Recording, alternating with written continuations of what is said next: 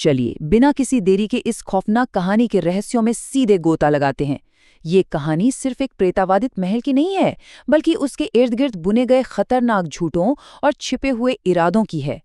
जरा इस दृश्य की कल्पना कीजिए। रात के ठीक 2 बज रहे हैं, चारों तरफ घना अंधेरा है और 3 युवा, मेघना, इशिता और अनुज, एक भयानक महल से अपनी जान बचाकर पागलों की तरह भाग रहे हैं। उनके ठीक पीछे एक काला लबादा पहने हुए रहस्यमयी आकृति है, जिसकी भारी और डरावनी सांसें साफ सुनी जा सकती हैं। वे किसी तरह एक खिड़की से कूदकर अपनी जान बचाते हैं। लेकिन असली कहानी तब शुरू होती है जब वे हांफते हुए गांव के मुखिया के सामने पहुंचते हैं। यहीं से हमें उनके चेहरों पर लगे उन मासूमियत के मुखौटों का पहला सुराग मिलता है। अब मुखिया के सवाल पर इन युवाओं द्वारा दिए गए इस बेतुके बहाने को ही ले लीजिए। जब मुखिया ने मेघना और इशिता से पूछा कि भाई इतनी रात गए तुम दोनों अनुज के साथ कहाँ गई थी, तो उनका जवाब क्या था?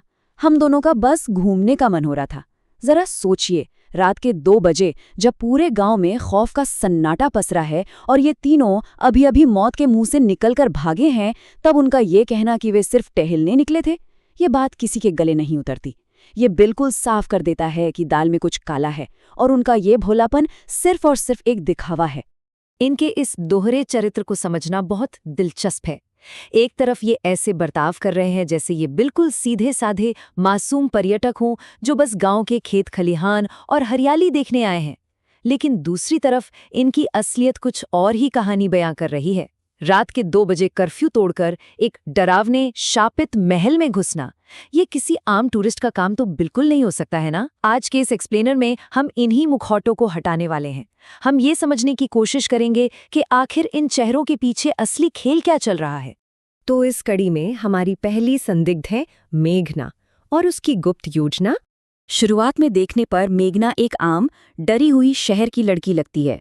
जब गांव में खौफनाक निशिरमोलों का खतरा मंडराने लगता है, तो उसकी दोस्त इशिता की तो सिट्टी पिट्टी गुम हो जाती है। वो तुरंत वहां से भागना चाहती है, लेकिन मेघना कहती है, मैं नहीं जा सकती, मृत्युंजय अमृत की वजह से। और बस यहीं उसका असली मकसद सबके सामने आ जाता है। वो यहाँ कुछ छुट्टियां मनाने नहीं आई है, वो गांव में उस पौराणिक मृत्युंजय अमृत की तलाश में है, जिसके बारे में कहा जाता है कि वो दुनिया के बड़े से बड़े रोग को जड़ से खत्म कर सकता है। इसी रहस्यमयी अमृत को पाने की जिद उसे उस जानलेवा माहौल में भी टिके रहने पर मजबूर कर रही है। अब ये मृत्युंजय अमृत आखिर है क्या? इसे समझने के लिए हमें इतिहास के पन्नों को करीब 400 साल पीछे पलटना होगा।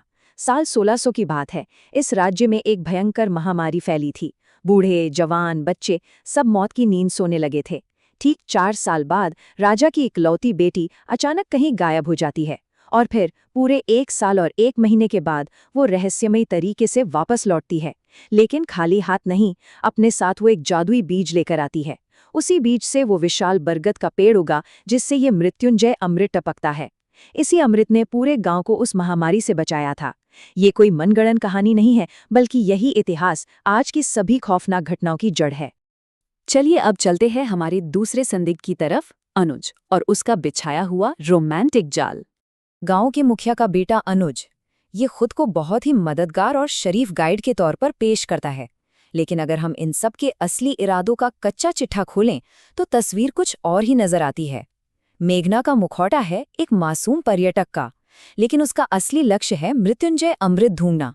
और अनुज का मुखौटा है एक केयरिंग लोकल गाइड का, लेकिन उसका असली लक्ष्य है मेघना को किसी भी तरह गांव में रोके रखना। क्यों? क्योंकि वो मेघना का दिल जीतना चाहता है। अनुज को मेघना बहुत पसंद है और वो इस खतरनाक स्थिति का पूरा फायदा उठाकर अपनी ही एक अलग रोमांटिक कहानी बुनने में लगा हुआ है।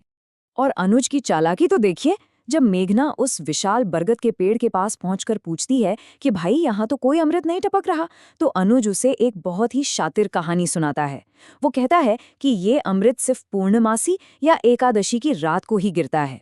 ये अनुज का सबसे अचूक हथियार था। इस बहाने से उसने लड़कियों को पूर्णमासी तक गांव में रुकने के लिए मना लिया।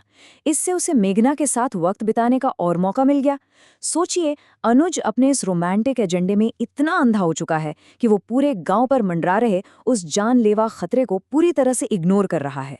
लेकिन इन सबके स्वार्थी इरादों के बीच एक बहुत ही भयानक एंट्री होती है, निशिर मोलो की।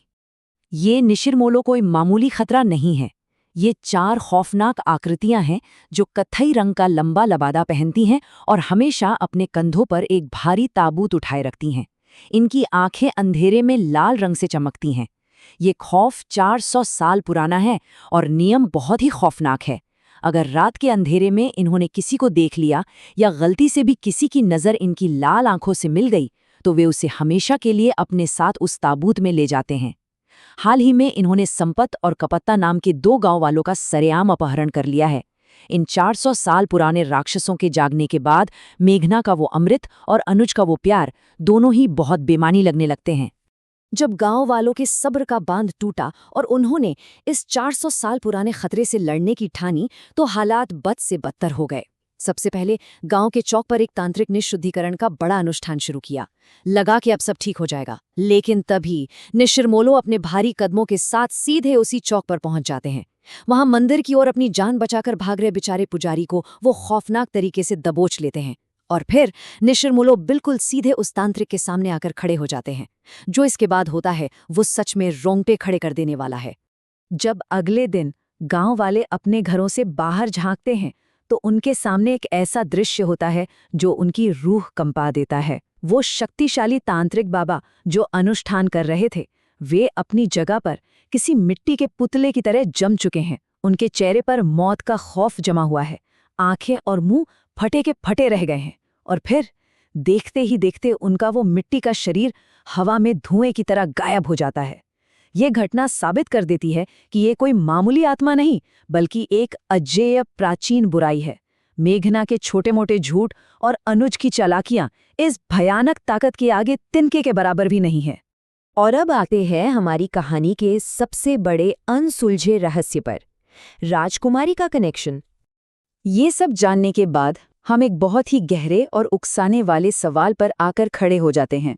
आखिर मेघना को बार बार ये सपने क्यों आ रहे हैं कि वो वही राजकुमारी है जो 400 साल पहले गायब हो गई थी?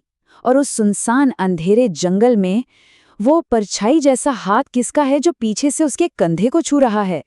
क्या मेघना का इस गांव में आना सिर्फ एक इत्तेफाक है या फिर वो अनजाने में उसी 400 साल पुराने श्राप का कोई मुहरा बन चुकी है? सच जो भी हो, वो बहुत ही भयानक होने वाला है।